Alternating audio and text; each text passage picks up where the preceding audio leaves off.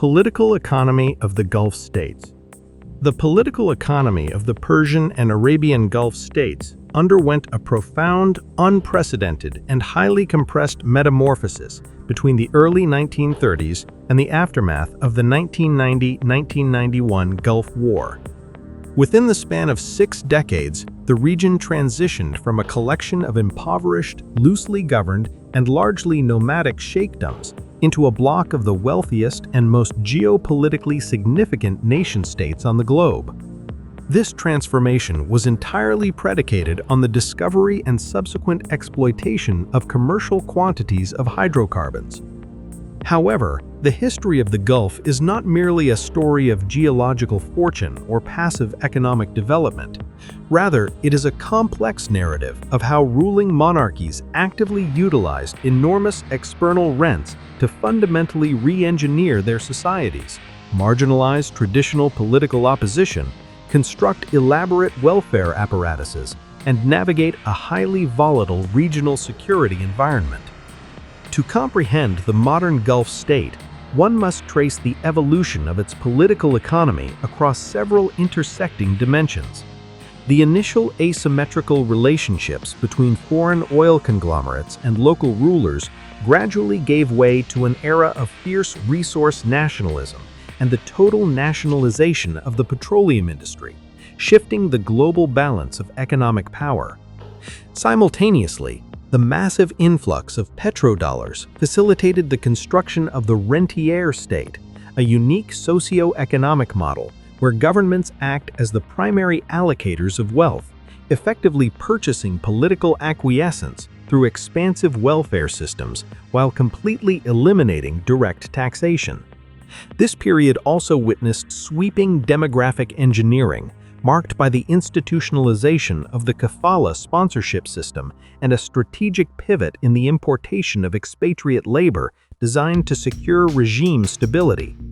Finally, a series of severe geopolitical shocks, from the 1973 oil embargo to the devastating 1990-1991 Gulf War, forced these states to continuously adapt their domestic spending, foreign policy alignments, and regional security architectures. Through an exhaustive analysis of these dimensions, the first part of this review illuminates the structural foundations of the Gulf's political economy, demonstrating how oil wealth was harnessed to build resilient, albeit structurally imbalanced, authoritarian systems. The pre-oil political economy and the collapse of pearling. To fully grasp the magnitude of the hydrocarbon revolution, it is essential to understand the economic baseline of the Gulf prior to the 1930s. The pre-oil economy of the coastal communities distributed along the Arabian Peninsula was overwhelmingly dominated by a single, highly volatile sector, the pearling diving industry. For decades, the extraction and export of natural pearls constituted the primary economic activity and the major source of foreign exchange for the sheikdoms of Kuwait, Bahrain, Qatar, and the Trucial states, the modern United Arab Emirates. The pearling industry was not merely an economic activity, it was the fundamental organizing principle of Gulf society. It structured social relationships and rigid hierarchies within a highly segmented labor force. At the top of this hierarchy were the wealthy merchant moneylenders who financed the expeditions, followed by the ship captains, nakodas, who managed the fleets, and finally the divers and haulers who undertook the exceptionally dangerous physical labor of collecting pearls from the seabed. The laborers were frequently trapped in crippling multi-generational cycles of debt to the financiers, creating a system of indentured servitude that underpinned the region's commercial viability. During this era, the ruling families, such as the Al Sabah in Kuwait, the Al Khalifa in Bahrain, and the Al Thani in Qatar, were relatively weak and financially dependent on the taxes and loans provided by the wealthy pearling merchants to sustain their modest administrative operations. This fragile economic ecosystem was entirely dependent on external global demand, foreshadowing the region's later vulnerability to the fluctuations of the international oil market. In the late 1920s and early 1930s, a dual catastrophe struck the Gulf. The introduction and mass commercialization of Japanese cultured pearls flooded the global market with cheaper alternatives, leaving Gulf producers entirely unable to compete on cost. Simultaneously, the onset of the Great Depression in 1929 obliterated the international luxury market for natural pearls. The sudden demise of the pearling industry created conditions of profound economic devastation, real hardship, and near famine across the coastal communities. The demographic and social impacts of this collapse were staggering. In Qatar, an emirate whose reliance on pearling was magnified by the near-total absence of alternative economic activities such as agriculture or the entrepot trade seen in Kuwait or Dubai, the disaster was existential. It is estimated that between 1/3 and 1/2 of the Qatari population was forced to emigrate to neighboring states in search of basic sustenance during the desperate decade between the end of the pearl era and the onset of the oil era. This period of extreme deprivation, poverty, and demographic displacement created a vast economic and political vacuum. It was precisely at this moment of maximum vulnerability and financial desperation that foreign oil prospectors began to arrive in the Gulf, fundamentally shaping the highly asymmetrical nature of the initial oil concession agreements. The Concession era and the ascendancy of foreign capital. The history of foreign involvement in Middle Eastern oil began in Persia, modern-day Iran, establishing a precedent that would soon expand across the Arabian Gulf. In 1901, the Persian government granted a massive concession to the British adventurer William Knox D'Arcy, leading to the discovery of oil in 1908 and the subsequent formation of the Anglo-Persian Oil Company, later rebranded as the Anglo-Iranian Oil Company, and eventually British Petroleum. By 1914, recognizing the immense strategic value of oil for its naval fleet, the British government acquired a controlling 51% stake in the Anglo-Persian Oil Company, deeply intertwining corporate extraction with imperial foreign policy. Following World War I, British colonial administrators actively encouraged the rulers of the lower Gulf to grant exclusive oil exploration concessions to British-aligned companies, viewing this as a mechanism to secure the region's resources and explicitly prevent the intervention of foreign, especially American, competitors. Consequently, the first oil discovery on the Arabian side of the Gulf occurred in the British Protectorate of Bahrain in 1932, a pivotal event that confirmed the geological potential of the wider Arabian Peninsula and triggered a rush of foreign capital into the neighboring territories. The newly consolidated Kingdom of Saudi Arabia, unified under King Abdul Aziz Al Saud in 1932, presented the most significant prize. The young monarchy was virtually bankrupt, its traditional revenues decimated by the global depression, which had severely curtailed the number of pilgrims undertaking the annual Hajj to Mecca. Desperate for any source of revenue outside of religious taxation, King Abdulaziz granted an expansive oil concession in 1933 to the Standard Oil Company of California, so-called the predecessor to Chevron. Given the monarchy's utter lack of domestic capital, technical expertise, and geological knowledge, the terms of the concession greatly favored the foreign enterprise. The king reasoned that even meager fixed financial returns were vastly preferable to absolute insolvency. This agreement birthed the California Arabian Standard Oil Company, CASOC, which struck commercial quantities of oil at the Prosperity Well in Dhahran in 1938. The company was subsequently renamed the Air American Oil Company in 1944. To manage the immense capital requirements and distribute risk, SoCal was soon joined by the Texas Oil Company, Texaco, the Standard Oil Company of New Jersey, Exxon, and the Socony Vacuum Oil Company, Mobil, consolidating American dominance over the vast Saudi reserves. Similar concessionary structures were established across the region. In Kuwait, oil was discovered in 1938 by the Kuwait Oil Company, a joint venture between the British Petroleum Company and the American Gulf Oil Corporation. In Qatar, commercial oil was discovered in 1940, though the outbreak of World War II delayed significant exports until the late 1940s. In the Trucial States, Abu Dhabi granted its first sweeping concession in 1939 to the Trucial Coast Development Oil Company, later the Abu Dhabi Petroleum Company, with commercial exports beginning in 1962, followed closely by Dubai in the late 1960s. During the 1950s, 1960s, and 1970s, the global petroleum industry was almost entirely monopolized by a cartel of Western multinational corporations, collectively known as the Seven Sisters. This oligopoly comprised 5 American companies: Exxon, Mobil, Chevron, Texaco, and Gulf Oil, 1 British company, BP, and 1 Anglo-Dutch company, Royal Dutch Shell.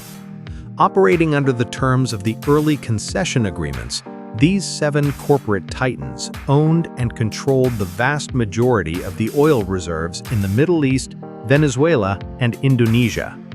The political economy of this era was characterized by an extreme power imbalance. The Seven Sisters possessed the capital, the highly specialized engineering technology, and the global refining and marketing networks required to commercialize the crude oil. Consequently, they wielded the exclusive power to determine production volumes, dictate export destinations, and, most crucially, set the price of the commodity. Under the initial concession frameworks, the host nations received only minor fixed royalties calculated by the ton of oil extracted, remaining entirely disconnected from the profits the companies generated by refining and selling the oil in European and American markets. To manage their tax liabilities to the host nations, the Seven Sisters utilized an accounting mechanism known as the posted price, an artificial reference price used to calculate the taxes and royalties owed to the producing countries. Because the major companies controlled both the production subsidiaries in the Middle East and the refining subsidiaries in the West, they could manipulate the posted price to shift profits across jurisdictions, artificially lowering the revenues paid to the Gulf monarchies while maximizing corporate returns. The sheer scale of these operations allowed the Seven Sisters to build themselves into some of the most powerful and wealthiest corporations in human history, their financial and engineering might commanding the awe of Western governments and the deep resentment of the developing nations whose resources they extracted. Despite the seeming permanence of the Seven Sisters' dominance, the structure of the concession agreements contained the seeds of its own renegotiation. The evolving relationship between the Gulf monarchies and the multinational corporations during the 1950s is best understood through the theoretical framework of the obsolescing bargain. According to this model, the initial balance of power heavily favors the foreign investor, who holds the capital, technology, and the assumption of risk. However, once the massive initial capital investments are sunk, once the wells are drilled, the pipelines laid, and the refineries built, and the enterprise becomes highly profitable, the balance of power inexorably shifts toward the host government. As the local state slowly builds bureaucratic capacity and the fear of nationalization grows, the host nation gains the leverage required to demand a larger share of the resource rents. The catalyst for the regional renegotiation of concession terms arrived in 1950, heavily influenced by transnational ideological diffusion. Officials in the Gulf were keenly observing developments in Venezuela, where reformers like Juan Pablo Pérez Alfonso had successfully compelled foreign oil companies to accept a 50-50 profit-sharing agreement in 1946. The fact that Venezuela was earning roughly 3 times the revenue of all the Middle Eastern states combined for a similar volume of extraction was a source of profound irritation in Riyadh, Tehran, and Kuwait City. Armed with this precedent, King Abdul Aziz of Saudi Arabia directly confronted Aramco in 1950, threatening to completely nationalize the company's oil fields unless a similar 50-50 revenue split was immediately instituted.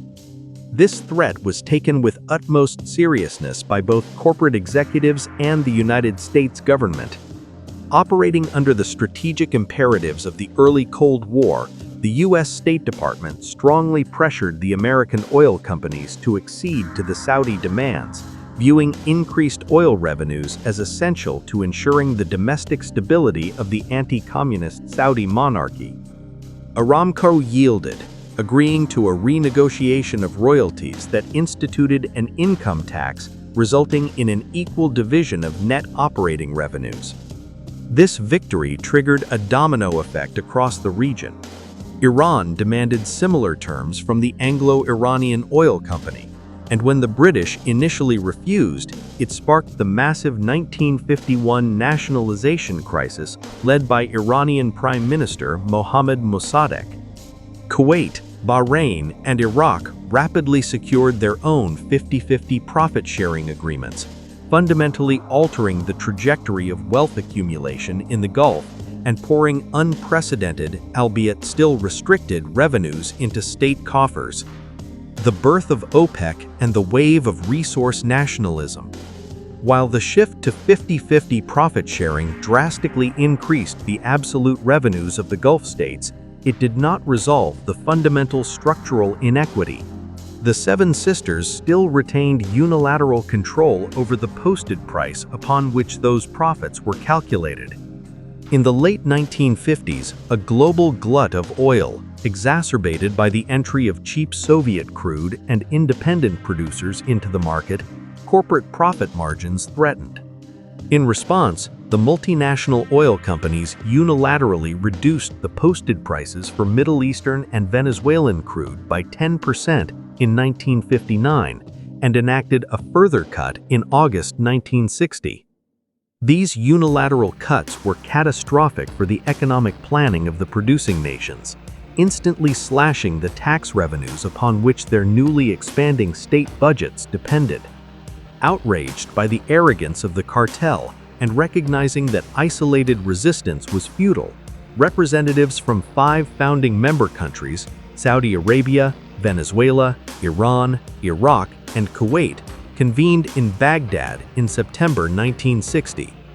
Driven by a collective frustration over declining prices and a shared desire to assert sovereign control over their primary national asset, these nations established the Organization of the Petroleum Exporting Countries, OPEC.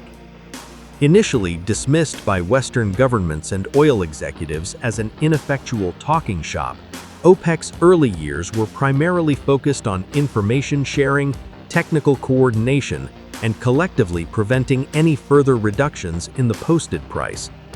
However, the institutionalization of OPEC laid the critical political groundwork for the profound shifts of the next decade.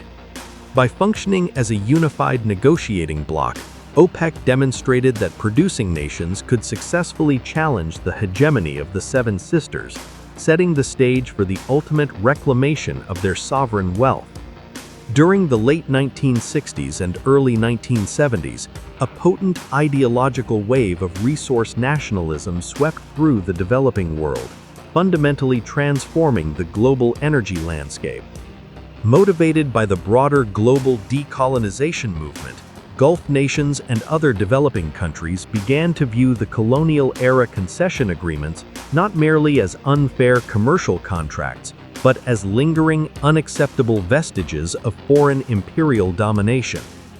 The prevailing intellectual current argued that political independence and Westphalian sovereignty were hollow concepts without absolute strategic control over a nation's natural wealth and economic destiny. This pursuit of total economic sovereignty culminated in a wave of nationalizations in the Gulf during the 1970s, transferring the ultimate power of production and marketing from private boardrooms in New York and London to the royal palaces of the Arabian Peninsula. The mechanics of nationalization varied according to the political calculations of each state. Saudi Arabia pursued a highly methodical, gradual buyout of Aramco's assets, prioritizing the retention of American technical expertise and avoiding the violent market disruptions that had characterized earlier nationalization attempts in Iran and Iraq. The Saudi government purchased a 25% ownership stake in Aramco in 1973, increased it to 60% in 1976, and finally secured 100% sovereign ownership by 1980. The company was subsequently rebranded as the Saudi Arabian Oil Company, Saudi Aramco, transforming into a massive, integrated national petroleum enterprise that operated as the primary engine of the Saudi state. In contrast, Kuwait pursued a more abrupt and politically charged path. Driven by a highly vocal and assertive National Assembly that viewed foreign ownership as a mechanism of exploitation, the Kuwaiti government moved aggressively to assume total control. By 1975, Kuwait had completely nationalized the Kuwait Oil Company and the wider energy sector, consolidating its assets under a unified state apparatus.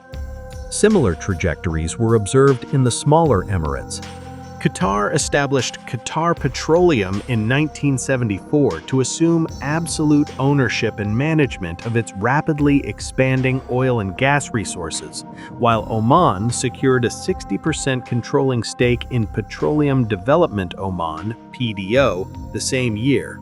By the end of the 1970s, the era of the foreign concession was definitively over in the Gulf. The creation and empowerment of national oil companies, NOCs, fundamentally rewired the domestic political economies of these states. The ruling monarchs were no longer merely collecting taxes from foreign entities. They were now the direct owners, producers, and marketers of the most critical commodity in the global economy. This unprecedented concentration of unmediated wealth in the hands of the state apparatus facilitated the creation of one of the most distinctive political systems in the modern world, the rentier state. The architecture of the rentier state. The complete assumption of hydrocarbon revenues by the state apparatus gave rise to a highly specific and enduring political economy defined by scholars as the rentier state theory, RST. Pioneered in the 1970s and 1980s by political economists such as Hossein Mahdavi, Hazem Beblawi, and Giacomo Luciani, the theory provides the essential analytical lens for understanding the political stability and social dynamics of the Gulf monarchies.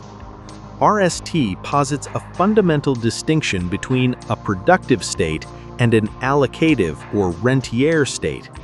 In a conventional productive economy, the state is financially dependent on the extraction of taxes from the domestic population's productive labor and industrial capacity. This structural reliance historically necessitates a democratic bargain. Citizens demand political representation, legal rights, and bureaucratic accountability in exchange for their financial contributions to the state, the classic paradigm of no taxation without representation. The Gulf monarchies, however, evolved into pure allocative rentier states. In this model, the government derives the vast majority of its revenues not from domestic taxation, but from external rents, specifically the sale of hydrocarbons to the international market. The state is the sole recipient of this massive external wealth, which it then redistributes downward into the society.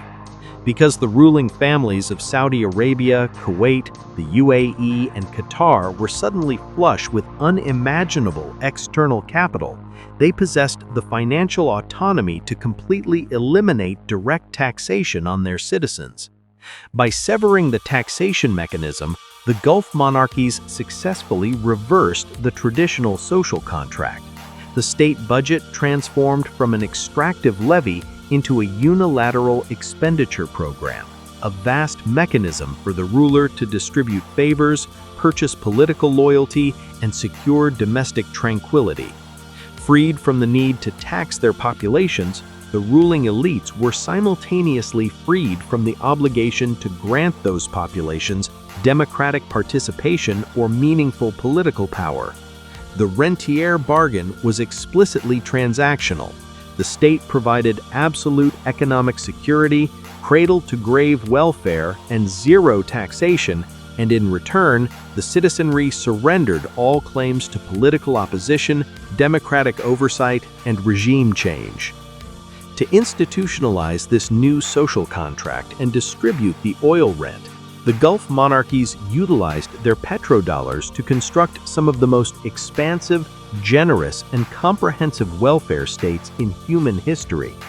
The state assumed the role of the ultimate provider, a modern État-providence that sought to envelop the citizen in a protective economic embrace from birth until death. Kuwait serves as the pioneering model for this phenomenon. Following its independence in 1961, the Kuwaiti government initiated massive social welfare, public works, and development plans specifically designed to share the oil rent and create deep vested interests among the population. Kuwaiti citizens were provided with universally free, highly subsidized healthcare systems and free education extending through the university level, including fully funded scholarships for study abroad. The state provided generous housing loans, marriage bonuses to encourage endogamy, and guaranteed retirement income. Perhaps most significantly, the Kuwaiti state guaranteed employment for its citizens, absorbing the vast majority of the national workforce into a bloated, highly compensated, and frequently unproductive public sector bureaucracy. Similar mechanisms of mass redistribution were deployed across the GCC. In Saudi Arabia and the UAE, the state utilized massive land distribution schemes to transfer wealth. Governments would frequently grant tracts of land to citizens or favored notable families, and then act as the biggest and most generous buyer of that same land to facilitate urban development, effectively transferring billions of dollars of state rent into private hands. The provision of virtually free water, electricity, and gasoline further shielded citizens from the true economic costs of their consumption, fostering a deeply depoliticized and highly complacent citizenry whose material prosperity was inextricably linked to the survival of the ruling regime. The sheer scale of this unearned wealth profoundly altered the cultural, social, and psychological fabric of the Gulf populations, cultivating what scholars define as the rentier mentality. The fundamental characteristic of this mindset is a severe and pervasive break in the traditional causation between work and reward. In a conventional economy, wealth and income are generally perceived as the logical outcome of systematic production, educational attainment, risk-bearing innovation, or organized physical labor. In a rentier society, however, the concept of productive income is superseded by situational wealth. Because the state's wealth is derived from a geographical accident rather than the population's labor, the distribution of that wealth is viewed as a series of windfall gains dependent on chance, social proximity to power, or the benevolence of the ruler. Citizenship itself transformed from a political identity into the ultimate economic asset, a highly exclusive, tightly guarded status that entitled the holder to a lifelong share of the national rent. This detachment from productive labor manifested in highly speculative, frequently irrational economic behaviors. A paramount example of this speculative fever occurred in Kuwait in the late 1970s and early 1980s, with the rise of the Souk al-Manakh, operating as an unofficial parallel stock market trading shares of Gulf companies. The Souk al-Manakh became the absolute center of Kuwaiti social and economic life. Driven by massive excess liquidity and a societal desire for effortless wealth, a speculative frenzy consumed the nation. Traditional pastimes and political discourse faded as citizens, including key members of the government and parliament, engaged in wild speculation based heavily on post-dated checks. When the unsustainable bubble inevitably burst in the summer of 1982, leaving behind an astonishing $90 billion in unsecured debt, the crisis tested the core assumptions of the rentier state. Under immense social pressure, the Kuwaiti government intervened to bail out the speculators, utilizing public funds to protect the private wealth of its citizens, thereby deeply reinforcing the rentier expectation that the state would always act as the ultimate financial guarantor against individual risk. The rentier economic structure also exhibited profound, highly gendered impacts, significantly influencing the trajectory of women's rights and female labor force participation across the Gulf.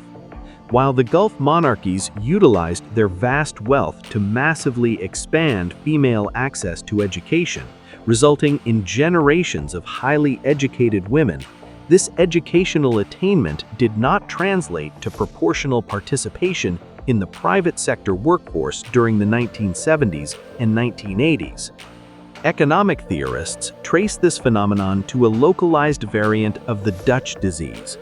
The sudden, massive influx of oil wealth and the resulting appreciation of real exchange rates caused a severe structural transformation within the Gulf economies. Investment and economic activity rapidly shifted away from tradable sectors, such as light manufacturing, textiles, and agriculture, industries that historically serve as the primary entry points for female labor in rapidly developing nations. Instead, the Gulf economies became overwhelmingly concentrated in non-tradable sectors, specifically heavy construction, infrastructure development, and specialized male-dominated services required to build the modern state. Consequently, the physical modernization of the economy inadvertently crowded out the sectors most likely to employ women. Furthermore, because the rentier state provided guaranteed employment in a highly segregated, socially respectable public sector, and because the state's generous welfare provisions eliminated the acute financial necessity for dual-income households, women were structurally disincentivized from navigating the barriers of the private market. The rentier political economy thus served to artificially depress female integration into the broader workforce for decades, binding female citizens more tightly to state-provided welfare and public sector patronage, and reinforcing traditional patriarchal social structures through the mechanism of state wealth. State consolidation and the marginalization of the merchant elite. Beyond its impact on the general citizenry, the rise of the rentier state fundamentally reconfigured the elite balance of power, specifically the historic relationship between the ruling royal families and the traditional merchant class. Prior to the discovery of oil, the rulers of city-states like Kuwait, Bahrain, and Dubai operated as first among equals, heavily dependent on the taxes, customs duties, and emergency loans provided by wealthy pearling merchants and maritime traders to fund their modest administrations. This acute financial reliance forced rulers to constantly negotiate with the merchant class, creating a nascent form of checks and balances. This dynamic culminated in events like the Kuwaiti Majlis movement of 1938. Sensing the impending influx of oil wealth, prominent Kuwaiti merchants forced the emir to establish a legislative council to oversee state finances and demand executive accountability. However, the ruling Al-Sabah family, utilizing alliances with Bedouin tribes and the backing of British colonial authorities, swiftly dissolved the council in 1939, crushing the democratic experiment. The advent of independent, massive oil revenues permanently resolved this power struggle in favor of the monarchies. Because the oil rent accrued directly and exclusively to the sovereign, the ruling families were completely liberated from their historic financial dependence on the merchant elites. Flush with capital, the royal families consolidated their absolute executive authority, rapidly expanding the state bureaucracy and monopolizing key ministerial portfolios, effectively transforming the state into a dynastic fiefdom. The ruling families formed themselves into governing institutions, a model of ruling family absolutism that was replicated across the GCC. The merchant class, recognizing the absolute futility of political resistance against a vastly enriched, centralized state, adapted to the new reality. They transitioned from being the independent financiers of the state to the dependent clients of the state. While they were largely excluded from direct ownership of the upstream oil sector, the historic merchant families leveraged their logistical expertise, established cross-border ties, and commercial acumen to secure highly lucrative state-sponsored derivative opportunities. The governments utilized the merchants to execute the physical development of the nation, awarding them massive tenders for construction, infrastructure development, real estate, and the exclusive agency rights for the importation of foreign consumer goods and automobiles. In essence, a new, unspoken elite pact was formed. The merchants explicitly traded their historic demands for political participation and power sharing in exchange for guaranteed, state-sponsored, and highly monopolistic economic prosperity. This symbiotic but highly unequal partnership forms the structural bedrock of modern Gulf capitalism, wherein massive private wealth is entirely dependent on proximity to state patronage, preventing the emergence of an independent bourgeoisie capable of challenging the regime. Labor dynamics, demographics, and the Kafala system. As the Gulf states embarked on unprecedented programs of economic diversification, urban expansion, and infrastructure development in the 1960s and 1970s, they confronted a critical existential bottleneck, a severe lack of manpower. The indigenous populations of these desert sheikdoms were exceedingly small and lacked the technical skills required for rapid industrialization. To execute their ambitious development plans, the monarchies made a profound strategic decision that would permanently alter the social fabric of the region. They facilitated the massive state-sponsored importation of expatriate labor. The demographic transformation was staggering. In 1950, the total population of the GCC states stood at roughly 4 million. By 2006, fueled overwhelmingly by migration, it had exploded to 40 million. By the late 20th century, foreign nationals constituted the vast majority of the labor force across the region, and in states like the UAE and Qatar, expatriates came to outnumber the indigenous citizens by a ratio of nearly 9-to-1. To manage, regulate, and control this immense, indispensable foreign workforce, the Gulf states institutionalized the Kafala system. While contemporary defenders of the system frequently attempt to legitimize it by tracing its etymology to classical Islamic jurisprudence or noble Bedouin traditions of providing guardianship and hospitality to vulnerable travelers, its actual bureaucratic application in the modern labor market is a direct, unfiltered legacy of the British colonial era. The architecture of the modern Kafala system first emerged in the 1920s within the British-protected pearl diving industry of Bahrain. Colonial administrators, viewing migrant labor from Persia and the Indian subcontinent as both an economic necessity to fill shortages on British-owned pearling ships and a security problem requiring strict regulation, introduced mandatory sponsorship requirements. They decreed that an acceptable local kafil or sponsor must take full legal responsibility for the foreign worker's presence in the territory. This early colonial system utilized crippling debt bondage to bind pearl divers to their specific ship captains, institutionalizing highly abusive labor practices as a mechanism of social control. As the oil boom accelerated, the newly independent Gulf states adapted and expanded this colonial mechanism into a rigid, comprehensive legal framework designed to control the massive demographic influx. Under the modern Kafala system, a migrant worker's legal residency, immigration status, and the right to employment were exclusively and inexorably tied to a specific citizen employer or corporate entity. The genius of the Kafala system from the perspective of the rentier state was that it effectively outsourced immigration enforcement and labor discipline directly to private citizens. The system granted employers wildly disproportionate, near total control over the mobility, wages, and legal standing of their workforce. Foreign workers were strictly prohibited from changing employers, resigning, or exiting the host country without the explicit written permission of their kafil. If a worker attempted to flee exploitative conditions, withheld wages, or physical abuse, they were immediately criminalized under the law as absconders, subjected to arrest, indefinite detention, and rapid deportation.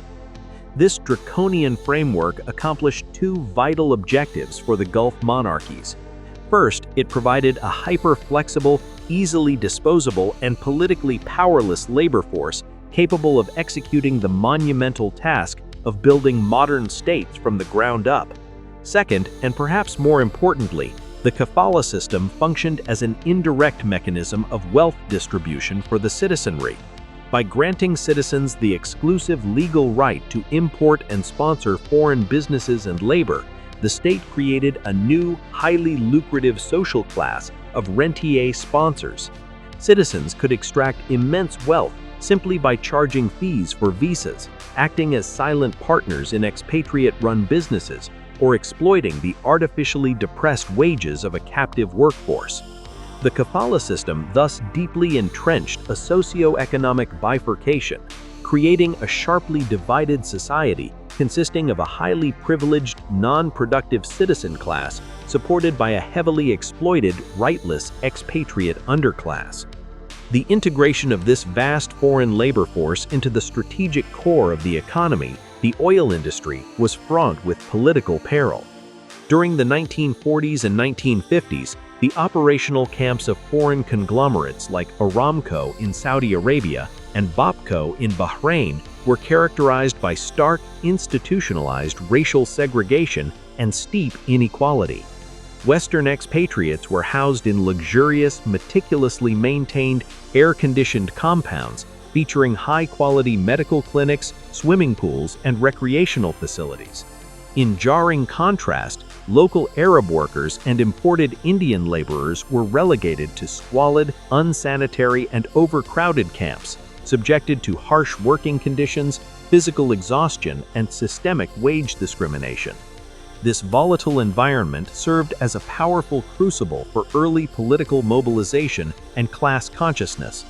During the 1950s, seeking to improve the technical literacy of its local Saudi workforce, Aramco established company schools.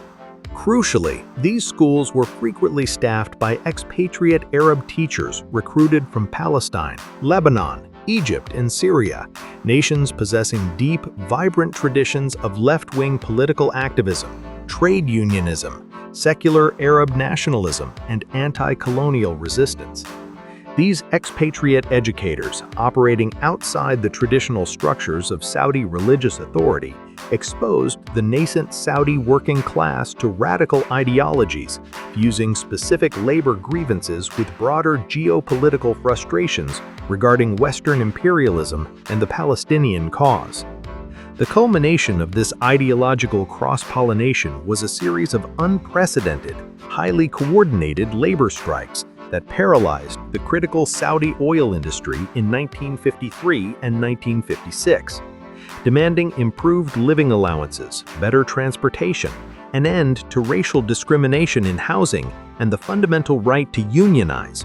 Over 13,000 native Saudi workers walked off the job. The strikes rapidly escalated beyond mere labor disputes into overt political rebellion.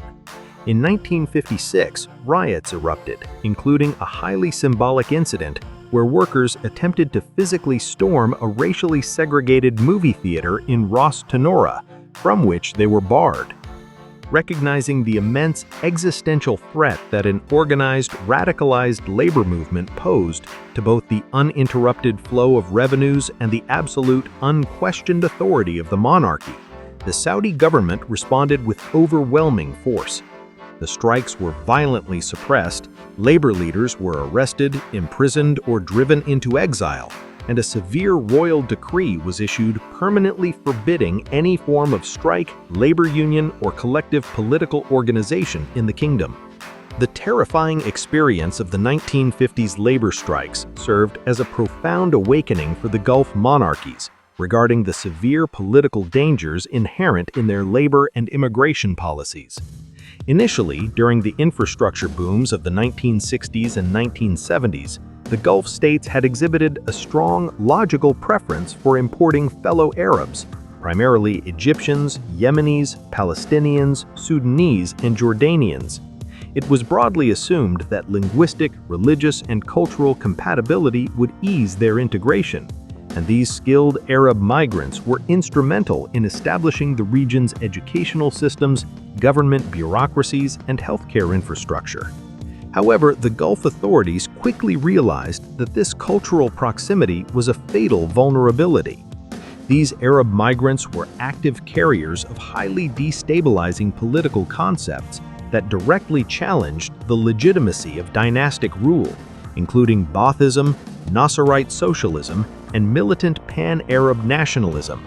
Leftist organizations explicitly dedicated to the violent overthrow of the conservative Gulf monarchies, such as the Popular Front for the Liberation of the Occupied Arab Gulf, found highly fertile recruiting ground among the disenchanted, politically aware Arab expatriate workforce. In direct response to this existential threat to regime survival, the political economy of migration in the Gulf underwent a massive, calculated, and highly strategic recalibration beginning in the late 1970s and solidifying in the 1980s. The monarchies deliberately and systematically shifted their labor recruitment focus away from the volatile Levant and North Africa, turning instead to the massive demographic reservoirs of South and Southeast Asia, predominantly India, Pakistan, Bangladesh, the Philippines, Indonesia, and Sri Lanka. This demographic pivot was driven entirely by raw political security calculus rather than mere economic efficiency. Asian laborers were deemed highly preferable for several critical reasons. First, they lacked the Arabic language skills necessary to intermingle politically with the local citizenry or disseminate subversive literature. Second, originating from distant, non-Arab states, they carried no ideological baggage regarding Arab nationalism, anti-monarchical socialism, or the liberation of Palestine. Third, particularly in the case of non-Muslim workers, they were viewed as culturally isolated and easier to control. Most importantly, unlike Arab migrants who might harbor desires for permanent integration or naturalization based on shared ethnicity, Asian laborers were viewed as strictly temporary guest workers, whose presence posed absolutely no threat of demanding permanent political rights or citizenship. By strictly enforcing the Kafala system and rotating this vast Asian workforce on temporary short-term contracts, the Saudi regimes successfully engineered a politically sterile, bifurcated society. They managed to secure the immense, cheap labor power required to build hyper-modern states and maximize oil extraction, while systematically insulating their pampered citizen populations from the ideological contagions, revolutionary fervor, and labor militancy that characterized the broader Middle East during the Cold War era. Geopolitical shocks and economic recalibration. The political economy of the Gulf was not shaped in a vacuum. It was continually tested, stressed, and molded by severe regional conflicts and unprecedented geopolitical shocks. Between 1973 and 1991, a series of 4 distinct cascading crises forced the Gulf monarchies to drastically alter their domestic spending paradigms, energy strategies, and foreign policy alignments, constantly demonstrating the fragile interplay between oil wealth and regional security. The first major catalyst, and perhaps the most consequential economic event of the late 20th century, arrived with the outbreak of the Arab-Israeli Yom Kippur War in October 1973. In an unprecedented display of regional coordination, political assertiveness, and economic leverage, the Arab members of OPEC, OPEC, led decisively by King Faisal of Saudi Arabia, resolved to weaponize their primary resource. In direct retaliation for the United States' decision to initiate Operation Nickel Grass, a massive strategic airlift to resupply the Israeli military, the Arab producers initiated an oil embargo against the US, the Netherlands, Portugal, and other Western nations deemed sympathetic to Israel. The embargo functioned on 2 fronts.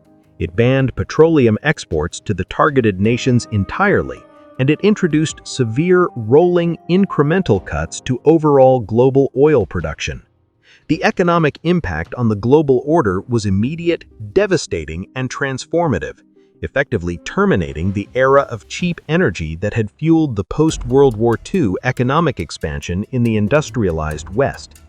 Panic, physical fuel shortages, and structural market failures caused the global price of a barrel of crude oil to initially double and eventually quadruple, climbing from roughly $3 to nearly $12 globally by the time the embargo concluded in March 1974. For the Gulf states, the 1973 shock represented the single greatest transfer of wealth in modern economic history. The embargo decisively shattered the lingering pricing dominance of the Western oil cartel, completing the transfer of power initiated by the nationalization movements and firmly consolidating the absolute sovereignty of the Gulf states over the valuation of their resources. Domestically, the sudden, unimaginable, and staggering influx of petrodollars provided the infinite financial ammunition necessary to supercharge the mechanisms of the rentier state. It was the post-1973 windfall that allowed rulers to embark on their dizzying mega-infrastructure projects, wildly expand their welfare provisions to pacify the population, and completely suffocate any lingering internal political opposition beneath an avalanche of distributed financial largesse. The lucrative geopolitical equilibrium achieved after 1973 was violently disrupted by the Iranian Revolution of 1979. The popular overthrow of the pro-Western Pahlavi dynasty and the subsequent establishment of a militant Islamic republic under the leadership of Grand Ayatollah Ruhollah Khomeini sent shockwaves through global energy markets and regional security architectures.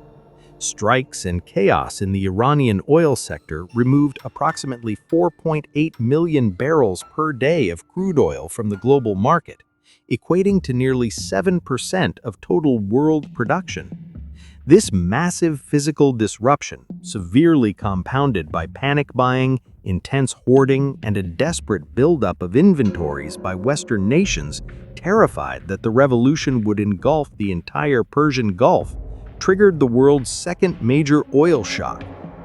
Oil prices skyrocketed from $13 a barrel in mid-1979 to a staggering $34 a barrel by mid-1980.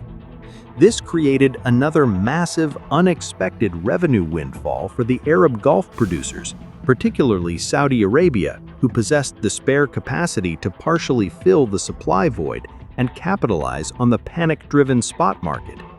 However, for the Gulf monarchies, the immense financial windfall of the second oil shock was immediately overshadowed by the existential ideological threat posed by the new regime in Tehran. The Iranian Revolution proved, terrifyingly, that an entrenched, heavily armed, fiercely authoritarian, and oil-rich Middle Eastern monarchy could be rapidly toppled by a popular, religiously motivated uprising. Iran's explicit, aggressive calls for the export of its Islamic revolution, specifically targeting the legitimacy of the corrupt conservative Sunni monarchies of the Gulf, struck terror into the palaces of Riyadh, Kuwait City, and Manama. This fear was profoundly exacerbated when Iraqi President Saddam Hussein, seeking to capitalize on Iran's post-revolutionary military disarray and establish himself as the hegemon of the Gulf, invaded Iran in September 1980, triggering the devastating 8-year Iran-Iraq War. Recognizing their acute physical vulnerability to the conflict raging on their doorsteps, the 6 conservative Arab monarchies, Saudi Arabia, Kuwait, the UAE, Qatar, Bahrain, and Oman, banded together in May 1981 to form the Gulf Cooperation Council, GCC. While nominally presented as an economic, cultural, and political union designed to foster integration, the GCC was, at its core, a defensive security alliance designed to pool intelligence, coordinate military posture, and insulate the fragile monarchies from the chaotic fallout of the war. As the bloody conflict dragged on into a war of attrition, It exacted a severe economic toll on the wider region. In 1984, the conflict devolved into the highly destructive tanker war, wherein both Iranian and Iraqi forces systematically targeted commercial shipping, oil infrastructure, and neutral tankers navigating the Gulf, severely threatening the vital export capabilities of the GCC states. Kuwaiti and Saudi shipping absorbed significant collateral damage, driving up maritime insurance rates to punitive levels and directly threatening the core revenue streams of their rentier economies. The threat became so acute that neutral Kuwait actively appealed to the international community, successfully lobbying the U.S. Navy to re-flag its oil tankers. This masterful diplomatic maneuver drew the U.S. Navy directly into the Gulf to actively escort shipments, thereby establishing a precedent for direct American military protection of the Arab monarchies. Simultaneously, to prevent an outright Iranian victory which would surely threaten the survival of their own regimes, Saudi Arabia, Kuwait, and the UAE funneled immense, staggering sums of financial aid to underwrite Saddam Hussein's war effort. It is estimated that the Gulf states provided Iraq with nearly $37 billion in loans and grants to sustain its military machine. This strategy of containment successfully halted Iranian expansionism, but it inadvertently birthed a massive, heavily militarized, fiercely aggrieved, and deeply indebted Iraqi state on their immediate northern borders, setting the stage for an even greater catastrophe. While the upper Gulf was consumed by the threat of Iran, the southern reaches of the Arabian Peninsula faced a different ideological threat, demonstrating how oil wealth was utilized to build state capacity and crush internal dissent. Oman, strategically located at the mouth of the Strait of Hormuz, was embroiled in a vicious, communist-backed insurgency in its southern province of Dhofar. Throughout the 1960s, the deeply conservative and isolationist Sultan Saeed bin Taimur, terrified of modernization, refused to spend the country's nascent oil revenues on infrastructure, health, or education, hoarding the wealth and alienating his population. Recognizing that the Sultan's draconian policies were fueling the rebellion and threatening Western access to the Gulf, British forces backed a palace coup in 1970 that installed his son, Sultan Qaboos bin Said. Sultan Qaboos immediately deployed Oman's oil revenues to fundamentally transform the state. He utilized the petrodollars to rapidly modernize the military with British assistance, effectively crushing the Dhofar rebellion, while simultaneously embarking on an accelerated program of state building, constructing schools, hospitals, and infrastructure to win the hearts and minds of the populace and co-opt the rebels. The Omani experience vividly illustrates how the strategic deployment of hydrocarbon rents was essential not only for external defense, but for internal territorial unification and the suppression of radical alternatives. Emerging from the brutal stalemate with Iran in 1988, Iraq faced a shattered domestic economy and massive debts owed to its Gulf neighbors. Arguing that Iraqi blood had been spilled to protect the entire Arabian Peninsula from the menace of Iranian fundamentalism, Saddam Hussein aggressively demanded that Kuwait and the UAE forgive his war debts. Furthermore, he accused his neighbors of waging deliberate economic warfare against Iraq by violating OPEC quotas, overproducing oil, and driving down global prices, thereby strangling Iraq's economic recovery. When diplomatic coercion failed to yield financial concessions, Iraqi military forces crossed the border, rapidly invading and annexing Kuwait in August 1990, declaring it Iraq's 19th province. The 1990-1991 Gulf War represented the most severe, destructive shock to the Gulf's political economy in its modern history. For Kuwait, the invasion resulted in the total cessation of oil revenues, the flight of its population, and the absolute devastation of its physical and economic infrastructure.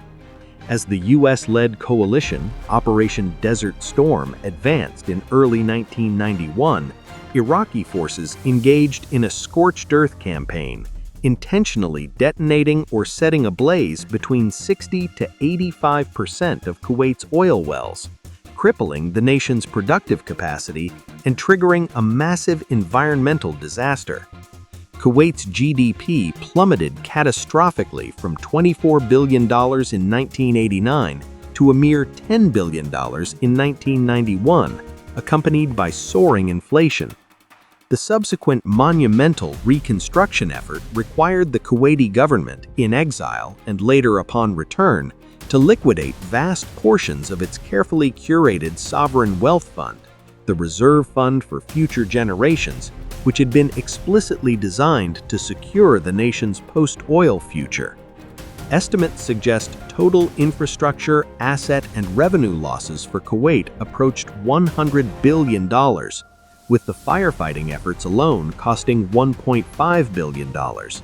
The financial impact on Saudi Arabia was equally staggering, effectively draining the kingdom's massive treasury and permanently ending a decade of uninterrupted petrodollar surpluses. To fund and host the massive international coalition, Saudi Arabia incurred unprecedented expenses. The kingdom contributed tens of billions of dollars in direct cash payments to the United States and allied forces, assumed the staggering in-country logistical costs for hundreds of thousands of foreign troops, and embarked on an emergency, massive arms procurement program to rapidly expand its own military capabilities against the Iraqi threat. By the end of 1991, the cash cost of the crisis had drained an estimated $64 to $80 billion from Saudi reserves.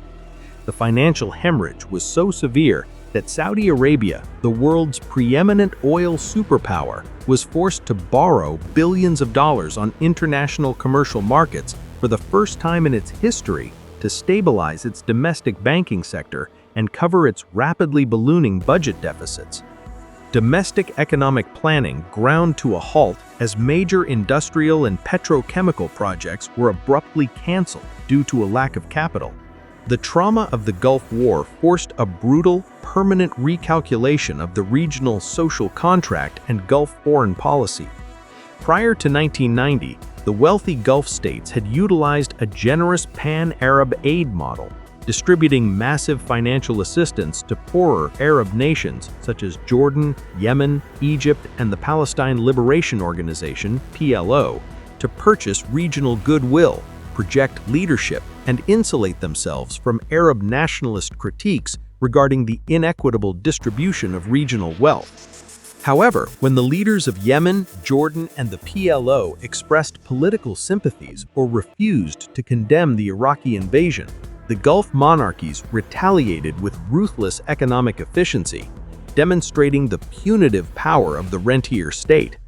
Saudi Arabia abruptly expelled approximately 700,000 Yemeni migrant workers, instantly severing up to $2 billion in annual remittances that sustained the fragile Yemeni economy.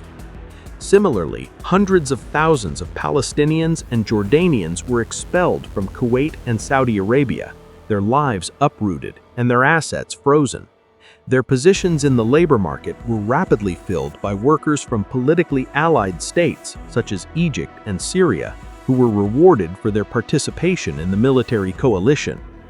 The war definitively ended the era of unconditional pan-Arab financial solidarity, replacing it with a highly transactional, security-first foreign policy where economic aid, investment, and labor access were strictly conditioned upon absolute political loyalty to the Gulf monarchies. The post-war settlement and the pressures of late Rentierism. The immediate aftermath of the 1991 Gulf War exposed the deep inherent vulnerabilities of the rentier state model, the fundamental pillar of the authoritarian ruling bargain that the state would provide absolute physical security and unbroken economic prosperity in exchange for the population's total political surrender had been severely, perhaps irreparably compromised. The swift Iraqi invasion demonstrated that despite billions of dollars spent on advanced military hardware, the monarchies could not defend their own borders without the direct, massive intervention of Western military forces. Coupled with the severe fiscal deficits incurred to pay for the war, this realization emboldened domestic populations, fundamentally altering the relationship between state and society and ushering in an era of late Rentierism. In Kuwait, the ruling Al Sabah family, heavily pressured by the United States and facing intense, undeniable demands from an energized, organized citizenry that had endured the brutality of the Iraqi occupation and organized resistance networks, was forced to honor democratic promises made in exile in Jeddah. In 1992, the emir restored the National Assembly, reinstating a level of parliamentary life, fierce political contestation, and demands for executive accountability that was unmatched elsewhere in the Gulf. The newly empowered parliament aggressively questioned government spending, demanded investigations into the military failures leading up to the invasion, and asserted its right to oversee the reconstruction budget, permanently altering the dynamics of Kuwaiti politics. In Saudi Arabia, the political fallout took a different, deeply religious tone. The presence of hundreds of thousands of non-Muslim American troops on the sacred soil of the two holiest sites in Islam triggered a fierce domestic backlash, particularly from the conservative Wahhabi religious establishment. This dissent crystallized in 1992 when over 100 prominent religious scholars, academics, and tribal leaders signed the Memorandum of Advice, or Muzakarat al-Nasiha, a highly confrontational 46-page document submitted to King Fahd. The memorandum demanded sweeping political, economic, and social reforms, including greater accountability in the distribution of state wealth, the rooting out of systemic corruption, the establishment of independent consultative councils, and strict adherence to Islamic law in foreign policy. While the Saudi monarchy swiftly rejected the petition, refused to meet the signatories, and initiated a crackdown on dissent, this event signaled a profound structural shift. The absolute immunity of the royal family from public criticism had been breached, and the economic management of the state was now subject to domestic scrutiny. The economic strain of the 1990s forced the Gulf states to confront the limitations of relying solely on crude oil exports. Realizing that they could no longer rely on infinite oil revenues to endlessly expand the public sector and buy off rapidly expanding, highly educated youth populations, governments began tentatively exploring economic diversification, privatization, and foreign investment, policies that challenged the core tenets of the Rentier system. This pressure yielded diverging economic models within the region, best exemplified by the differing trajectories of Abu Dhabi and Dubai within the UAE. Abu Dhabi, possessing the vast majority of the Federation's massive oil reserves, continued to operate primarily as a traditional, highly capitalized rentier state, utilizing its immense wealth to fund the federal budget and construct a heavily subsidized society. Conversely, Dubai, facing rapidly depleting oil reserves and recognizing the impending end of its hydrocarbon revenue, utilized its limited oil wealth during the 1970s and 1980s to build upon its historic status as a trading hub. Leveraging its deep connections to the merchant class, Dubai aggressively invested in world-class ports, Jebel Ali, free trade zones, aviation, Emirates, and tourism infrastructure. This strategic divergence demonstrated that while oil was the catalyst, different political economies could emerge based on the perceived longevity of the resource rent. Ultimately, the fundamental dilemma of late rentierism remained unresolved.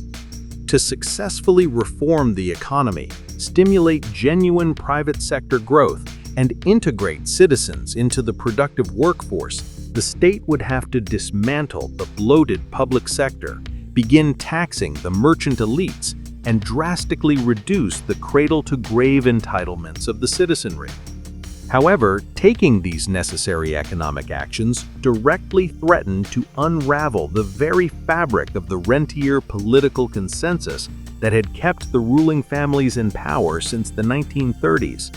The post-war era thus locked the Gulf states into a precarious, ongoing balancing act, attempting to manage the forces of globalization, highly volatile energy markets, and massive demographic explosions, without ceding any real political authority to the societies their wealth had created. Cracks in the Rentier model, economic shocks, and demographic realities. The perception of rentier stability in the Gulf has always been something of an illusion, rendering these states highly vulnerable to the unpredictable, cyclical whims of global commodity markets. The structural weakness of linking an entire nation's government expenditure, geopolitical strategy, and domestic social welfare system to the volatile price of a single, finite export became glaringly apparent through a series of severe macroeconomic shocks over the past 3 decades. The first major tremor of the modern era occurred during the oil price collapse of 1998, triggered by the onset of the Asian financial crisis, which severely dampened global energy demand and exacerbated by the Organization of Petroleum Exporting Countries, OPEC, making an ill-timed decision in late 1997 to hike production quotas. The price of benchmark Brent crude oil slipped below $10 a barrel by early 1999. For the GCC states, this precipitous fall in revenues served as a stark, terrifying wake-up call, briefly exposing the catastrophic failure of past efforts to diversify their economies and bringing the urgent need for structural economic reform to the very top of the policy agenda. However, as the global markets recovered and oil prices surged throughout the early and mid-2000s, driven by the rapid industrialization of China and other emerging markets, the momentum for painful structural adjustments faded, and regional governments quickly returned to expansive, pro-cyclical spending habits, expanding their public sector even further. The global financial crisis of 2008 delivered another severe shock, testing the resilience of Gulf financial markets and causing a sudden sharp contraction in global energy consumption. Yet the Gulf states were largely able to weather this storm without fundamentally altering their domestic social contracts. The massive, historic oil windfalls of the mid-2000s had allowed states like Saudi Arabia, the United Arab Emirates, Qatar, and Kuwait to accumulate vast foreign currency reserves within their central banks and sovereign wealth funds. Leveraging these immense reserves, they engaged in aggressive counter-cyclical fiscal easing, pumping hundreds of billions of dollars into their domestic economies to stimulate growth, bail out struggling financial institutions, maintain public employment, and uphold the social contract despite the global downturn. The definitive, undeniable turning point, however, arrived with the catastrophic oil price collapse that began in mid-2014 and extended through early 2016. This was a structural disruption of an entirely different magnitude. Triggered by a combination of surging, highly efficient shale oil production in the United States, a diminished effect of geopolitical risk premiums, and the initial strategic decision of OPEC, led by Saudi Arabia, to defend market share rather than cut global supply to defend prices, the resulting 70% drop in oil prices was one of the largest declines in modern history. Unlike previous cyclical downturns, the 2014 crash signaled a potentially permanent new normal of lower prices, driven by both oversupply and the looming shadow of global climate change initiatives. This collapse rapidly depleted state revenues across the region, wiping out an estimated $340 billion in oil revenues from Middle Eastern budgets in 2015 alone. This forced the fiscal break-even point, the price of oil required for a government to balance its budget, dangerously above actual market valuations for several Gulf states. Saudi Arabia, despite its immense wealth, posted a record budget deficit, forcing the government to aggressively run down its sovereign savings and, for the first time in recent history, tap international bond markets to finance its day-to-day operations. While wealthier nations like the UAE and Qatar had larger sovereign buffers to cushion the blow, countries with smaller reserves, such as Bahrain and Oman, faced immediate fiscal crises, with Bahrain's public debt soaring and Oman's government revenues dropping from 40% to 26% of GDP in just 2 years. Compounding these external market vulnerabilities is an inescapable escalating internal reality: rapid domestic population growth and a profound youth bulge. The GCC region possesses one of the youngest populations in the world. As of 2021, more than half of the population in the GCC was under the age of 25. Historically, the Gulf social contract successfully absorbed new generations of citizens into highly paid, secure, and undemanding public sector roles. By the 2010s, however, this strategy reached its absolute mathematical and fiscal limit. The public wage bill grew to consume an unsustainable proportion of national gross domestic product, often exceeding 10% in several member states, making the state's traditional rule as the employer of first and last resort impossible to maintain for a rapidly expanding citizen workforce. Faced with hundreds of thousands of young nationals entering the labor market annually, the state could no longer afford to guarantee comfortable bureaucratic sinecures. Furthermore, social stratifications and inequalities began to emerge more visibly. In Kuwait, for instance, the political and economic system has long struggled with the integration of the Bidoon, a stateless population numbering around 100,000 who are denied full citizenship, welfare benefits, and political rights, leading to structural discrimination and socio-economic anxiety that occasionally flares into political unrest.